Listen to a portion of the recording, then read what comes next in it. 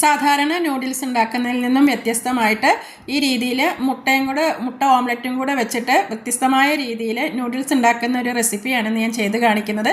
ഇത് ബ്രേക്ക്ഫാസ്റ്റ് ആയിട്ടും ഡിന്നറായിട്ടും നമുക്ക് കഴിക്കാനായിട്ട് പറ്റും. അപ്പോൾ ഇതെങ്ങനെയാണ് ഉണ്ടാക്കിയിരിക്കുന്നതെന്ന് കാണാം. ഒരു ബൗളിലേക്ക് 2 കോഴിമുട്ട പൊട്ടിച്ചൊഴിച്ചു കൊടുക്കാം.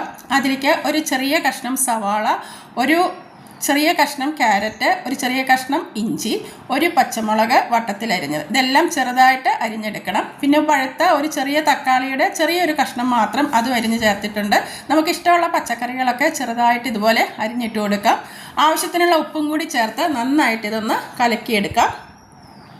ഇനി ഇതുപോലെ ഒരു പാൻ വെച്ച് കൊടുത്ത് പാൻ ചൂടാകുമ്പോൾ അതിലേക്ക് ഓയിൽ ഒഴിച്ചു കൊടുത്ത് ഈ മുട്ടയുടെ കൂട്ട് നമുക്കിതിലേക്ക് ഒഴിച്ചു കൊടുത്ത് നന്നായിട്ടൊന്ന് സ്പ്രെഡ് ചെയ്ത് കൊടുക്കാം.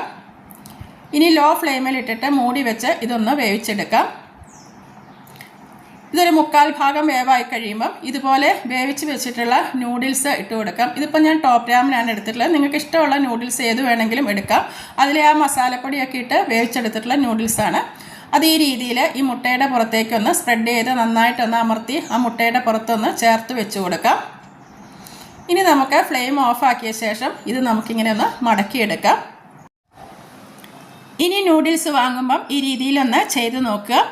നല്ലൊരു ഐറ്റമാണ്. നമുക്ക് ബ്രേക്ക്ഫാസ്റ്റ് ആയിട്ടും ഡിന്നറായിട്ടും കഴിക്കാൻ പറ്റിയതാണ്. ഈ രീതിയിലൊന്ന് വ്യത്യസ്തമായ രീതിയിലൊക്കെ ഒന്ന് ഉണ്ടാക്കി നോക്കുക. ഏത് നൂഡിൽസ് വെച്ചിട്ട് വേണമെങ്കിലും ഉണ്ടാക്കാം. മാഗി വെച്ചോ ടോപ്പ് രാമൻ വെച്ചോ ഏത് വെച്ച് വേണമെങ്കിലും ഉണ്ടാക്കാം. ഞാനിപ്പോൾ ടോപ്പ് രാമനാണ് എടുത്തിട്ടുള്ളത്. ഈ രീതിയിൽ ഇങ്ങനെ കഷ്ണങ്ങളാക്കി എടുക്കാം. ഇതിലൊരു 2 കഷ്ണം മാത്രം മതി നമുക്ക് വയറ് നിറയാനായിട്ട്. താങ്ക്